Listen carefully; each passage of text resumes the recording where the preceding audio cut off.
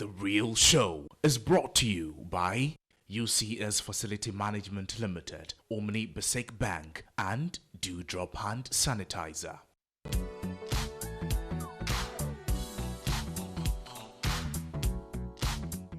If you just joined us, this is The Real Show and we are live on Metro TV Ghana. My name is Mahalia Bamford and we are just going to get directly into the first segment. Let's have a look at the introductory video.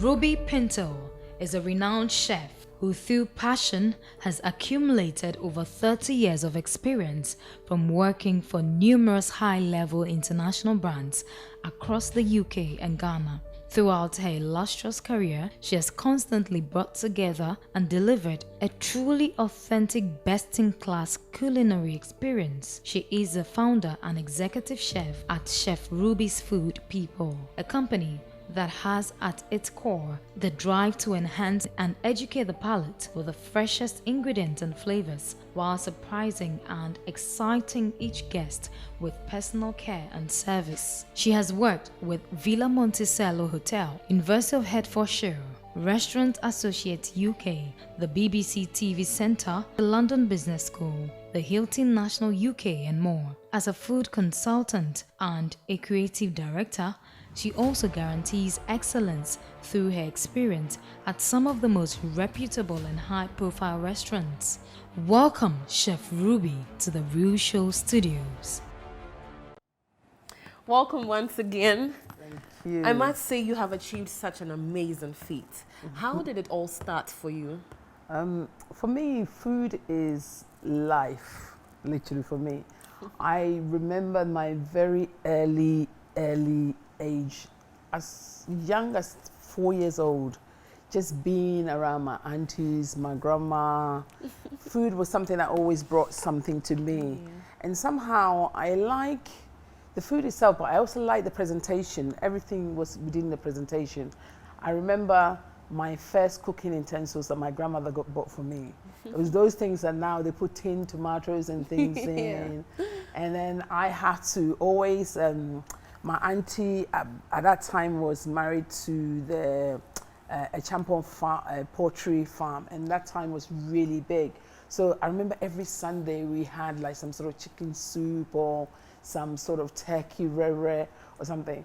And always just being around just this phenomenal women and just cooking. My grandmother would make things like pineapple jam. We'll have like the tea bread toasted on a crockpot at a time, and she makes the most amazing omelets. And at a time, you just think, you know, it's just like you've been spoiled. But I just been around food for a long time. It is something that I feel is the core value in me. It makes me awake. I love everything about it because I like the feeling that food brings to the table. The way that everything has to be on a table. You can have the most amazing real conversation just on the food, on the table. People are calmed down with the food. I mean, try when somebody's hungry and try to negotiate or do anything with them. It doesn't work. Literally. And it is the one thing directly that when all the things that we have around the world, around our wealth and everything, that goes inside our body directly. So we can have the most amazing clothes, we can have the jewelries, we can do the makeup. Those are outside. And the food is the one that is really, to me, is the core. And that is why a lot of people say it's a soul food. It is the one thing that really nourishes that. So for me, food is life. Is food, hospitality is something I enjoy. I just never not remember not being around it. I've never looked for anything else to do, but everything is in food. When I did my degree, my master's, the science, everything is food. So that is me. But how has the journey been so far? The journey has been interesting in a sense that as early age, I was advised correctly. And I think when people recognize that you have the passion for something, my family realized I had the passion. I was encouraged very earlier on. I was encouraged by my mother, my father, my grandparents, my aunties, my cousins. So in terms of my schooling, I was able to go into the right channel from day one. So the journey has been interesting in a sense that I've had the proper journey in a sense that I have taken it from where it should be. I've been educated, gone to school to the level. I did all my sort of BTEC national, the BTEC, the high national. I've gone on to do my master's, my first degree. Then I've gone on to do. What were some of the training institutions you had to go through? So I was trained and brought up in the UK. Okay. So I went through I went to Norbury Manor Secondary School. From there, I went to Croydon College. At the time, had the most amazing sort of hospitality industry. I was able to train there. From there, when I was at Croydon College, when I was just finishing, I got entered into a competition for the Hilton Group. I won that competition. Wow. So as soon as I finished my college, I was offered a job because I was one of the winners in the newspapers, won this. And that particular job went on to brought me the whole Employee of the Year for the whole National Hilton Group in the UK. Wow. So amazing. I've had directions. I mean, I remember some of my coaches, my teachers saying to me, you know, don't take the easy route. Make sure, at the time when I started, it was the hotels, the 5-star hotels, that you needed to learn, because they did the banqueting, they did the events, and you needed to learn every bit of it. So I was in the 5-star hotels. I did the Dorchester Hotel, the Hilton Park Hotel.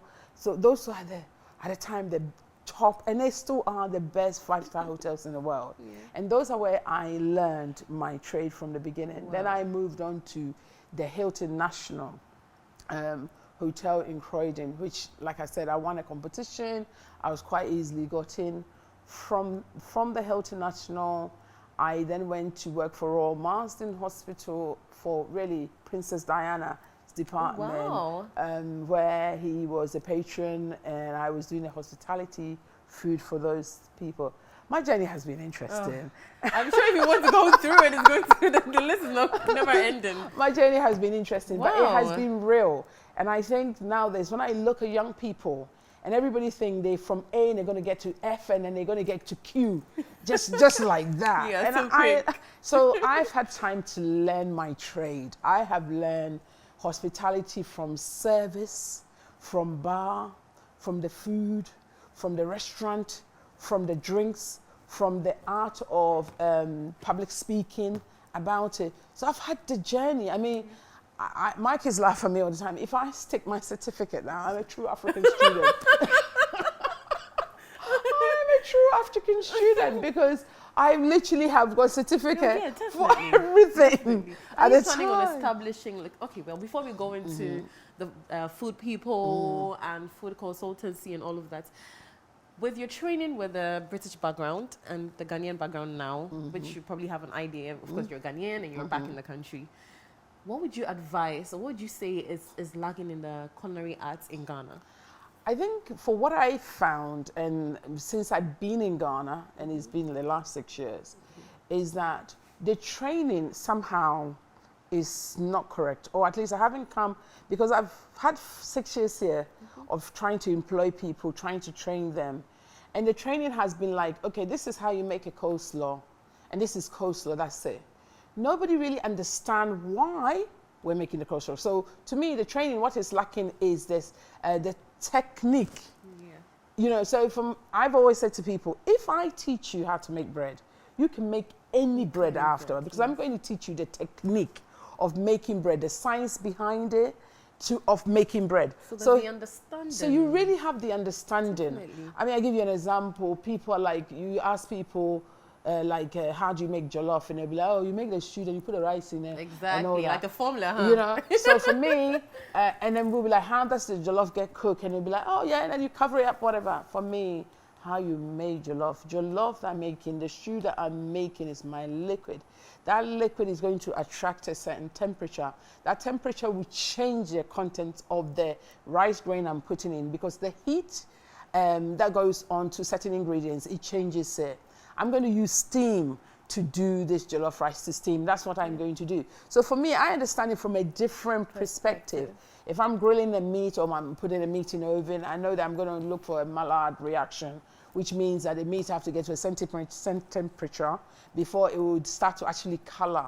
I know the things that will make something stew, or it will make it soft, or it will make it hard. So that is the bit that people don't understand about food here. So when you don't understand that, you are literally like, you know, the chew and pour. Yeah, I will throw this and this is how he does it. Exactly. And I actually think back in the days, our parents or our grandmothers, they used to teach us correct.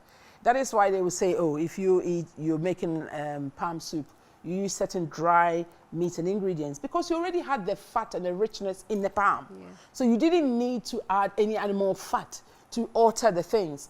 Those are the things that I think is lacking. So everybody's got a school. And also equally, within a certain time, like I was trained from over 6-8 years in school. And then even when I was working, I went back to do the degree, then I went back. Now, you take somebody on 6 months, they say they're chef.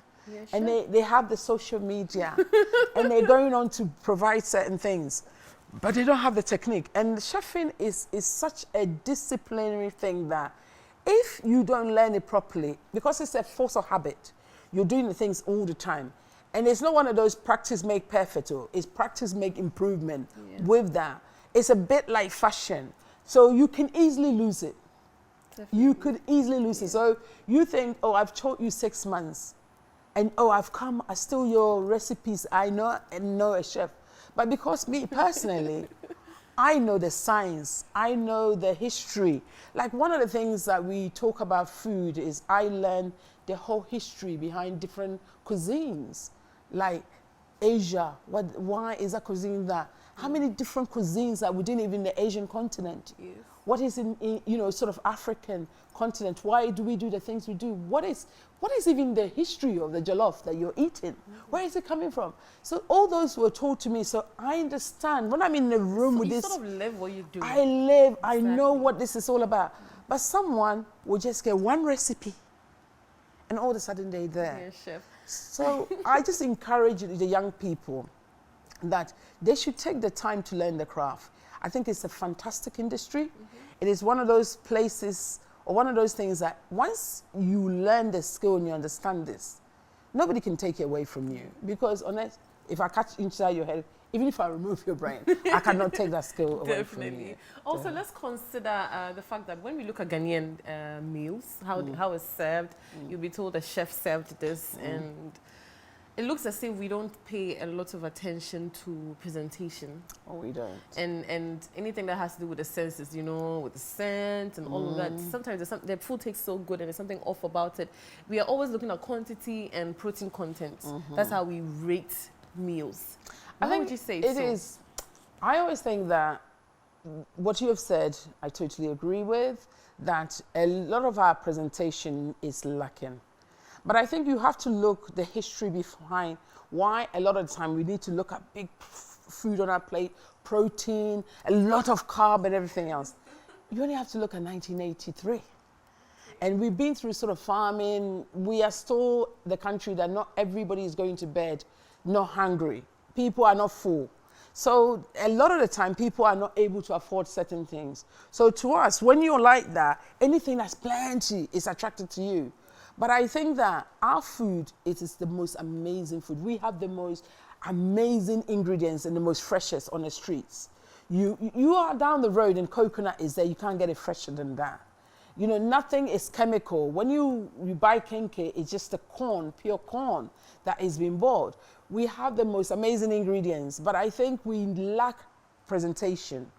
And that is because we, as a nation, some of us lack presentation within ourselves. So therefore, if you're messy, your gutters are dirty, your home is not how it's supposed to be, it's not order, you're not suddenly going to whip the food on a plate and start to make it very pretty, because you're going to live the way that you know. Like, you cannot pay me enough to be buying somebody's food that is the gutters are smelling and everything else, because that is not me. So therefore, when I'm going to put something on a plate, it has to be presentable. But when you're already messy like that, and then, you know, we don't take no care, we don't care about health and safety, food hygiene, that type of thing. You know, I remember recently, it was the AMA or something like that, they did a raid and where the people are selling the food, but it didn't even bother the people that were going to buy the food. So why should they sort of be different? So I think we really lack that. And I think if we look at our health, when you look about young people, oh, they went to eat something and then his stomach, and then, oh, he had a headache and then he's dead. Oh, the grandmother killed him. But not realizing that, you know, it's just food poison that has killed somebody. So to me, I think as a nation, the government needs to be a bit tighter with some of these things by making sure that it's being checked and it's being regulated properly.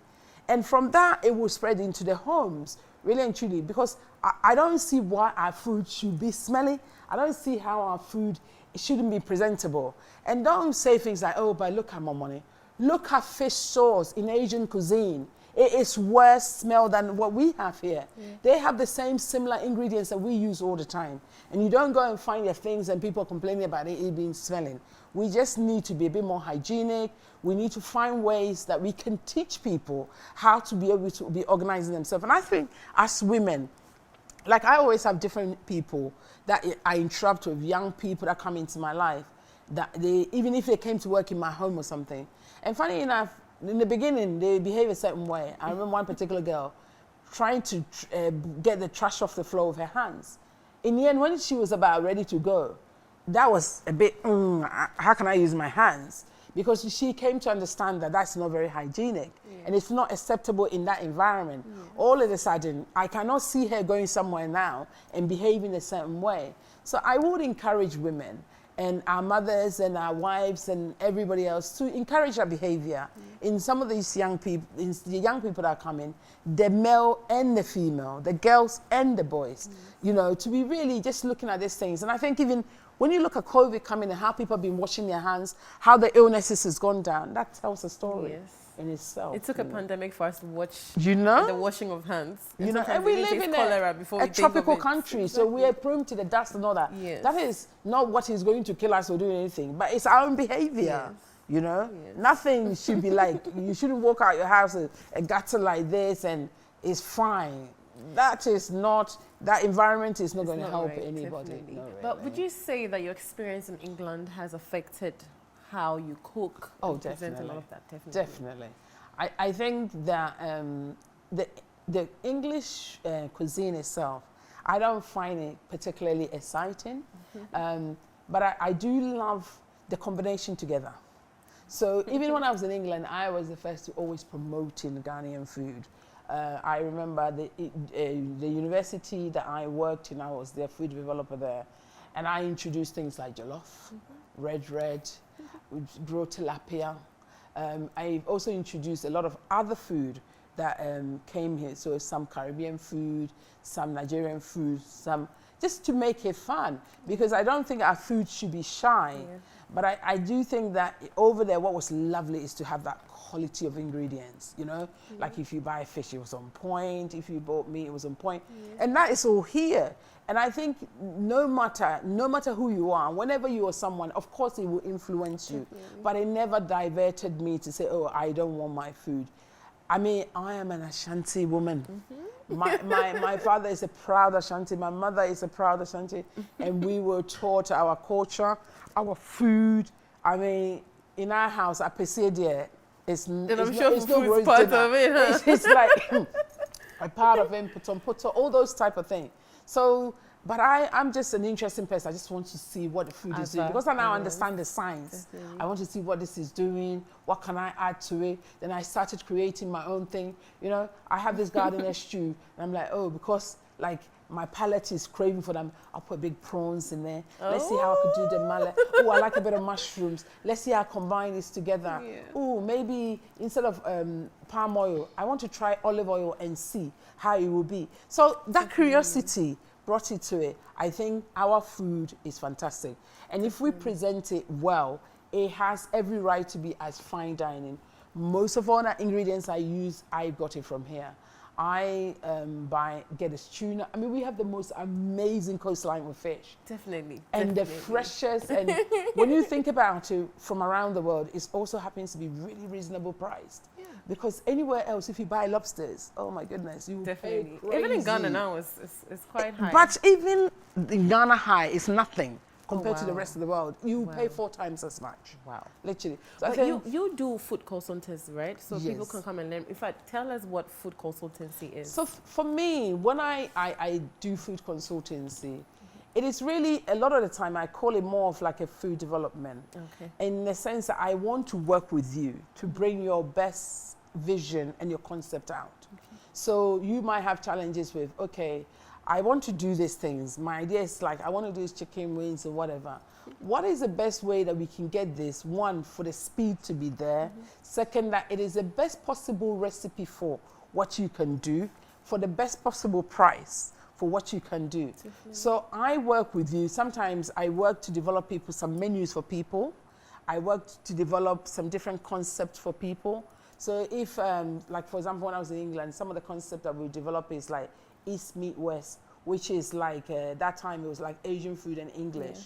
Yeah. And we would then do one that was like Mama Jack, which is really authentic, like your auntie cooked, that type of Caribbean food.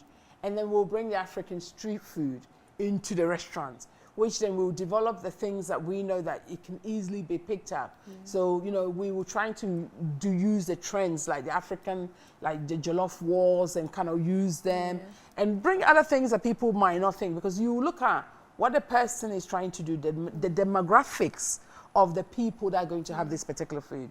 So even with my company, I look at it as demographics of the people that are using my services. I have to provide services that suits them. Yeah. Don't go just on top of your head and be like, oh, I'm opening a restaurant, that's and all that. This is how I'm going to do the restaurant. In the middle of a really low unemployment rate, and you'll be charging some crazy money. Then you wonder why nobody is turning up. Yeah. So you have to do these things in the way that it has to suit the environment, the target people that you're trying to meet, and listen to what they want. And when you have that combination, I want to see people win. I want to see their business flourishing. I recruit sometimes for some of my clients, for some chefs for their home, and I'm always checking on them. I sometimes say to them, let them come and spend a day with me. I want to see how they're managing. Recently, I had to pull a client, one of my chefs from a client's house, because I thought that this woman is not doing well. So she needs to come and spend some time and be inspired and pick up. And the client was like, oh, yeah, no problem. And now, when I see them on Facebook, I realize they're doing well. So they don't need me for now. All right, let me try and wrap up on what we've spoken about so far. So we have spoken about presentation of food, hygiene, which is a very serious factor, especially now that there's a whole lot happening with the pandemic and all that. For your own safety, picking ingredients, understanding what you're doing, the history, the ingredients you're picking, you know, presentation, taking into consideration the senses, you know, what you see, what you smell, what you taste, and all of that. And then we just spoke about food consultancy. Okay, now she consults, and so she's given us an idea what goes into consulting. Okay, you can see her. She can help you hire people, chefs, people to cook with for your home, for your business, what you need to even build up your menu. You have to take into consideration the geographics, you know, where the demographic info, the people that are going to be, you know, patronizing your food, what they would eat, what they would like, you know, so that you're doing something that actually suits people, and then they would actually buy, and your business will flourish. So we are learning so much, and it's all because we have Chef Ruby Pinto in the studios with us. Now we're going to be wrapping up, and we'll come back with a few questions, also how the business is going, you know, the challenges and all of that, so that somebody watching can learn. All right, so we'll be back. Okay, no, actually, we are wrapping up with your conversation, so I think you should add a bit more to it before we go off air. So the challenges, you know, how people can reach you, and the food people, what you do. Right, so the food people is a company I created because I realized that in this chaos and a mess, there's certain people that really want quality food. They want it to be cooked right, it's presented right, and they might not necessarily have the time to be able to do that. So we're like, some of my clients said, you're the housewife that we need, and mostly they're the women that we need in this house. The food people, we do elegant, high level, really amazing value for money type of food. Most of our signature things that we do is we will come to your home, turn your home into a dinner party haven. We will set up from bringing everything from cutleries to, even if you want us to bring chairs and carpets, we will bring them. We say dream what you want to do and we'll make it happen. So we do a lot of dinner parties, we do events, we do weddings, we do high profile events. A lot of it is very private for our clients. And we don't find anything challenging. If you want us to find the ingredient from the earth, the end of the earth, you will find us finding Definitely. it. You will handle everything they want We you will to handle everything. We have events as I'm speaking, and we have handled everything from building a tent for design concept Definitely. to what flowers will go on the table to what France will be there. In the first place? You can reach us on Instagram, The Food People. The Food People. Chef Ruby's Food People. Okay. You can also call us on 020 Okay. 639 2311, and we'll definitely Please take go over your the number call. again. So it's 020 Okay. 639 Okay. 2311. 020-639-2311. You had it on The Real Show. A big thank you to Chef Ruby Pinto for the amazing and insightful time.